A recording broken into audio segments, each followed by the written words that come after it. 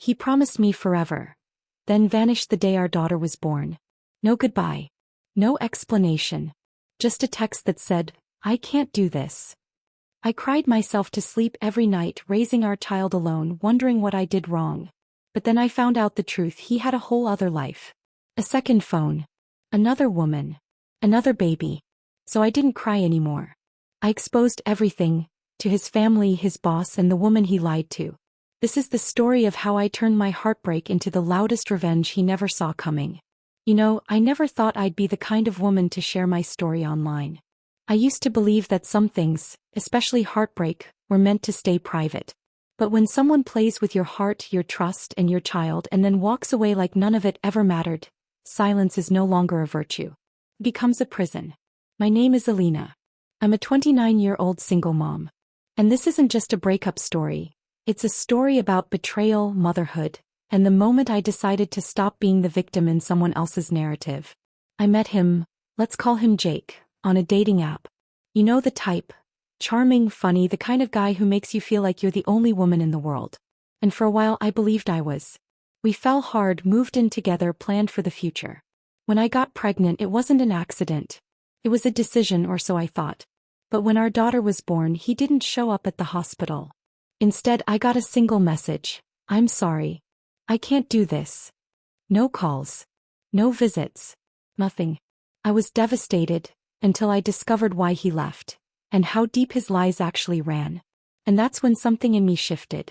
The heartbreak turned to rage. The tears turned to strategy. And what came next? Let's just say I didn't just survive. I made sure he'd never be able to hide again. I met Jake on a Tuesday night. I remember because I almost didn't swipe right. His profile was too perfect. Clean-cut smile, finance job, volunteer photos with dogs, even a pic of him helping at a beach cleanup. Honestly, he looked like the kind of guy who knew what women wanted to see. But I'd been single for nearly 2 years, recovering from a nasty breakup with someone who cheated on me with my own coworker. I told myself I was ready to try again. We matched instantly.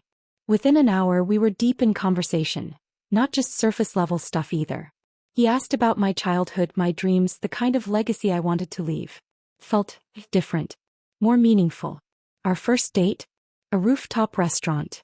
He showed up in a navy sweater that brought out the green in his eyes, holding sunflowers. My favorite. I never told him that. Somehow he just knew. Looking back, I now realize that's probably how he operated.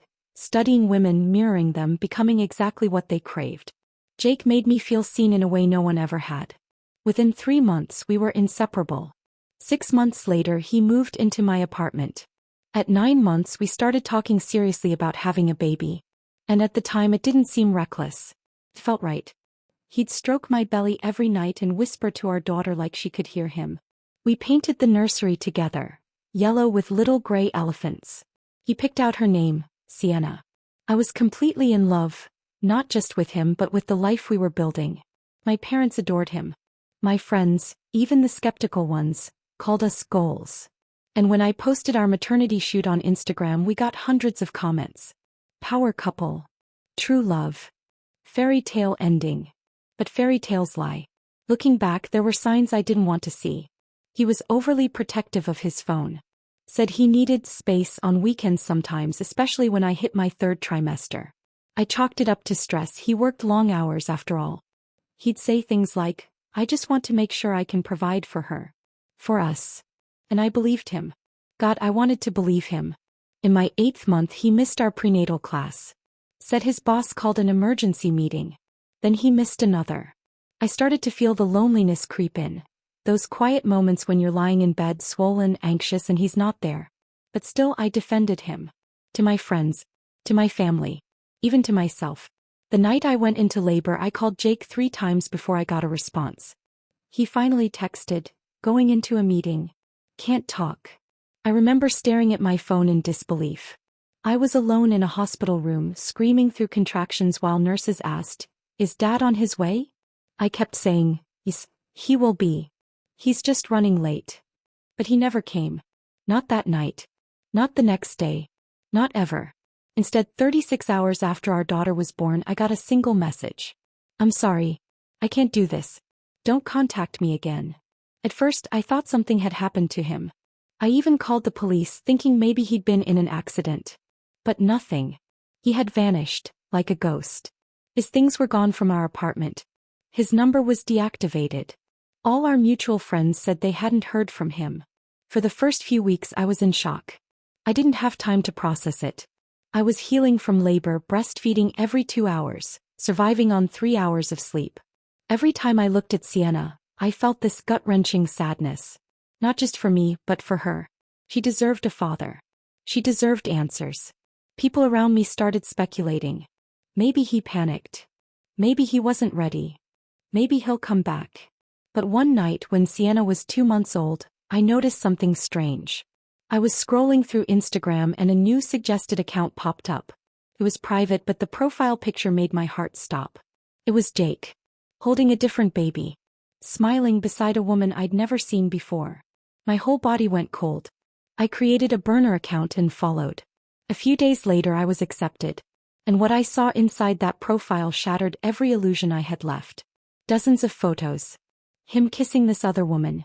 Pregnancy announcements. Baby shower pics. Birth photos. Their baby looked about the same age as Sienna. The timeline didn't make sense unless he had been seeing us both. At the same time, he was living a double life. And I wasn't the main character. I was the secret. I wish I could say I screamed. Or threw something. Or even cried. But in that moment, staring at Jake's smiling face holding another woman's child, the same way he'd once held my belly, I just felt numb. Like the last thread holding my sanity had quietly snapped. I sat there in the dark rocking my daughter and kept scrolling. Their baby was born only 3 weeks before Sienna. Which meant he had gotten us both pregnant. Almost at the exact same time. It wasn't just betrayal. It was a carefully choreographed lie. They looked like a happy couple. Cute couple costumes on Halloween. A gender reveal with blue balloons, she'd had a boy. Posts with captions like, "You made me a father. I'll love you forever." That one hit hardest. Because I remembered the night Jake said something similar to me. Right after we heard Sienna's heartbeat for the first time. The pieces started falling into place fast. Those emergency work meetings. He was with her. Those weekend getaways to clear his head. With her. Every prenatal class he missed. Every night he came home late smelling like someone else's shampoo. I'd ignored it. I told myself to trust him. But the truth was Jake wasn't torn between 2 women. He was building 2 separate families. I didn't sleep that night. I barely blinked. Instead, I opened my laptop and started piecing things together. I dug through his old emails, bank statements, flight itineraries. Thank God I hadn't removed him from our shared Amazon account. Turns out he'd been shipping gifts to an address in New Jersey. A house I didn't recognize. I plugged that address into Google. It was listed under a woman named Lindsay Carmichael. A quick social media search confirmed it. The woman in his Instagram pictures. Lindy. His other girlfriend. Possibly his fiancée, based on one post where she was flashing a ring. He had a whole life with her. Family photos. A baby registry. Birthday parties. Her friends calling him the perfect dad. Her sister even posted, "So lucky to have Jake in our lives." He wasn't just ghosting me. He was erasing me. And erasing our daughter. And that's when the anger came. Not hot, reckless anger, but cold, calculated rage. The kind that simmers and builds slowly, feeding on every sleepless night, every dirty diaper changed alone, every bottle warmed with trembling hands at 3 a.m. But before revenge came confirmation. I needed to know how deep the rabbit hole went. So I called in help from the only person I could still trust completely. My older sister, Mia. Mia's a paralegal, sharp as a razor and just as ruthless when someone hurts her family. She didn't even blink when I told her. She just opened her laptop and said, "Let's burn him down." With Mia's help, we gathered everything. Timestamps of his messages to me versus Lindsay, overlaps in his travel, photos from both relationships posted days apart. She even pulled property records. Turns out Jake's name was also listed on the lease for Lindsay's house. That meant he was living there part-time. He was financially responsible. Me. He'd left behind with hospital bills, newborn expenses and 0 child support.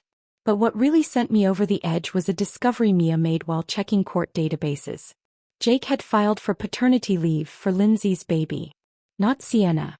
Not the daughter he helped create and then abandoned. but for the son he had with Lindsay. He was getting paid time off to play house with one child, while pretending the other didn't exist. At that point, the betrayal wasn't just personal. It was legal, moral, and downright inhumane. Still, I hesitated. Part of me wondered if exposing him would hurt Sienna down the line. If she'd grow up Googling his name and find the chaos I was about to unleash. But then I remembered something. She deserved the truth. And if I stayed quiet, if I let him walk away untouched, then I was teaching her that silence in the face of abuse is strength. It's not. Secondary conflict. Right around the time I was planning my next steps, I got a DM from a woman named Ariel. Her message was short, but it turned my blood to ice. Hi. I think we've both been with Jake. He ghosted me a month ago after I told him I might be pregnant. Can we talk? Ariel wasn't Lindsay. Or me. She was another woman. Apparently, Jake had been seeing her casually during the same months he was going back and forth between me and Lindsay. She had no idea about either of us until she started noticing weird behavior. Late replies, weekends where he disappeared, lies about work trips. She did some digging after he blocked her, and found me through a tagged photo from our baby shower that someone hadn't deleted. It suddenly hit me how dangerous this man really was. This wasn't a love triangle. It was a web of deception, and we were all tangled in it. Women, babies, families, futures, all strung along by one coward who didn't have the spine to be honest. The betrayal was bigger than heartbreak now. It was manipulation. Exploitation. A deliberate, repeated act of abandonment. And Jake needed to be stopped. When a man lies to one woman, you call it betrayal. When he lies to 3 women and abandons his own child, that's not just betrayal. That's a pattern. A danger. A story begging to be told. But I didn't want revenge that screamed. I wanted it to echo. So I came up with a plan, not to destroy Jake's life overnight, but to make him watch as the perfect little image he built unraveled, piece by piece. Step 1. Receipts and allies. The first thing I did was reach back out to Ariel. We exchanged screenshots, timelines, even voice messages he'd sent us both. The same sweet nothings recycled with just enough variation to fit our lives. She was furious, rightfully so. But more than that, she was ready to help. We formed a kind of quiet alliance. 2 women burned and bound by the same liar. Ariel agreed to write a public post detailing her experience. Carefully worded, factual, and respectful. She didn't mention Lindsay by name, out of respect, but she tagged Jake's personal and work accounts. It was a breadcrumb. Then I sent Lindsay a message. No drama. No accusations. Just a photo. Jake kissing my newborn daughter, time-stamped from the hospital. I added a single sentence. You deserve to know who he really is. I didn't expect a response. But 3 days later I got one. It was just one word. Thanks. She blocked me after that. But the damage was done. Step 2. The Truth Campaign. While Mia, my sister, helped me consult a family attorney about child support and paternity rights, I got to work crafting a digital truth campaign. Not a smear job, just truth. Documented, verified, undeniable. I created a blog under a pseudonym. The post was titled, I had a baby with a man who ghosted me. Then I found out he had a second family. It told my story beginning to end, with timelines, anonymous photos, and the kinds of receipts people couldn't argue with. I didn't use Jake's name, at first. But people connected the dots fast. Friends who hadn't spoken to me in months started texting. Strangers messaged to say, this happened to me too. One woman from his college years even emailed me. He ghosted me when I miscarried. I never got closure. Thank you for speaking out. Then I got bold. With Ariel's permission, we turned our posts into a podcast episode with a rising show that focused on toxic relationships and digital deception. We changed our voices, kept details vague enough to avoid defamation, but the narrative was clear. Jake wasn't just a bad boyfriend. He was a serial manipulator. Step 3. His job, and his reputation. This is where things took a turn I hadn't fully anticipated. Remember how Jake worked in finance? Well, turns out he was in a client-facing role at a boutique wealth management firm. The kind where image is everything. And Ariel? She knew someone who worked in the same building. Word spread. Suddenly I got an anonymous tip. Jake was under internal review for conduct unbecoming of a senior associate. Apparently, the HR department had received multiple complaints, not from us, but from colleagues who had witnessed him juggling phone calls, hiding messages, even using company time to manage his double, now triple, life. And then came the bombshell. Lindsay's father, the man Jake had been trying to impress for months, was also a client of that firm. That's right. Jake had built his house of lies on a foundation of pure nepotism, and it was crumbling. Unexpected twist. The baby registry scandal. Here's where karma did what karma does best. One of my friends, a quiet genius with social media scraping tools, discovered that Jake and Lindsay still had a baby registry active online. Public. With donations. I don't know how many people Jake had conned into believing he was a devoted family man, but dozens of people had contributed thousands of dollars in baby items and cash gifts through that link. Some even left comments. Congratulations, Jake. You'll be an amazing father. He took money, while ghosting his other baby. So I compiled screenshots. With help from another friend who was a financial journalist, we anonymously leaked the story to a lifestyle blog that exposed social media scams and influencer deceptions. They ran it. And within a week, the headline read, "Finance bro accused of abandoning one child while crowdfunding for another." It went viral. His name was trending on niche platforms. Reddit threads exploded. Women in similar situations shared their stories. Some claimed he'd lied about being single. Others said he borrowed money and never paid them back. Jake had become a walking, breathing cautionary tale. Minor obstacles, guilt and doubt. There were moments where I questioned everything. Was I going too far? Was I destroying his whole life? But then I'd hold Sienna. Look at her tiny face. Her father's dimples. The ones he didn't stick around to see. And I'd remember he made his choices. I'm just making sure the world knows who he really is. This wasn't vengeance for me anymore. It was justice, for every woman who was lied to. And for a little girl who would one day ask, why wasn't Daddy around? Now I'd have something honest to show her. It was a Wednesday morning when the fallout finally hit. I was sipping lukewarm coffee, Sienna napping on my chest, when Mia called, voice sharp, breathless. "He's gone private," she said. "Everything's wiped. Every account." Jake had deleted his Instagram, locked his Facebook, and scrubbed LinkedIn of everything personal.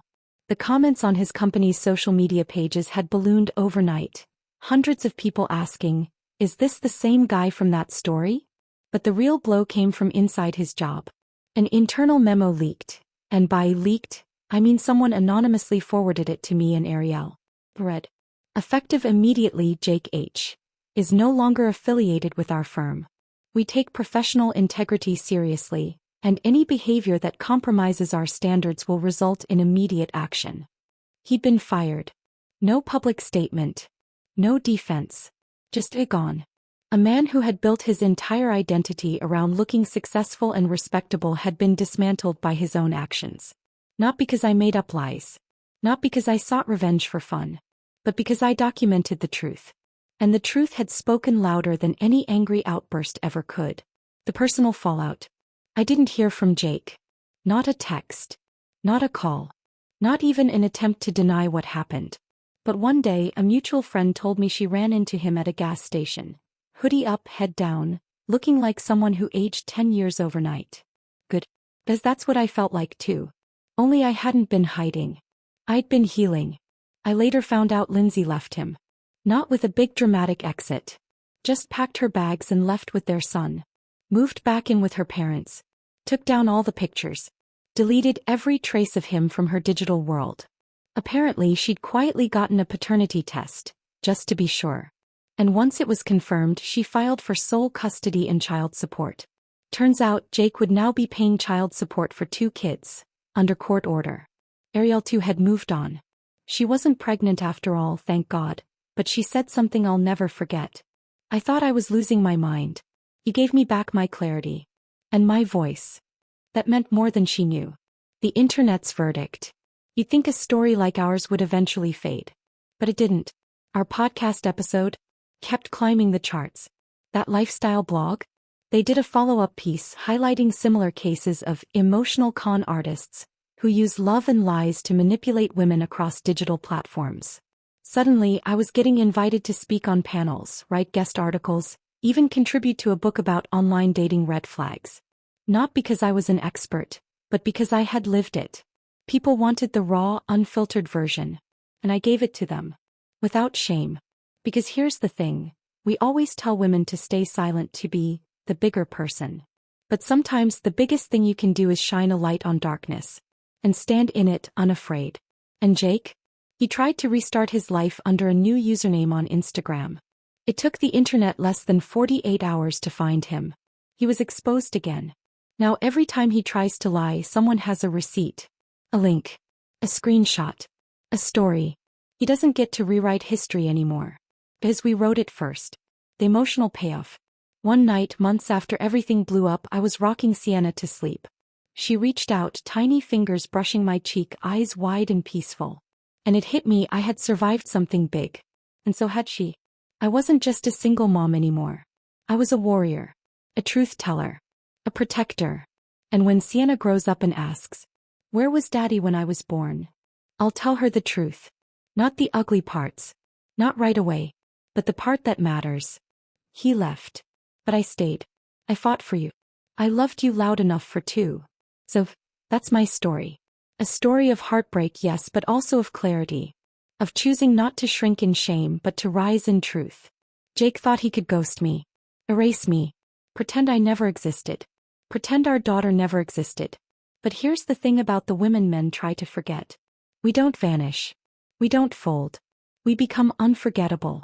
And to every woman out there who's ever been lied to, ghosted, discarded like you were disposable, please hear this. You are not crazy. You are not weak. You are not too emotional or too much. You are enough.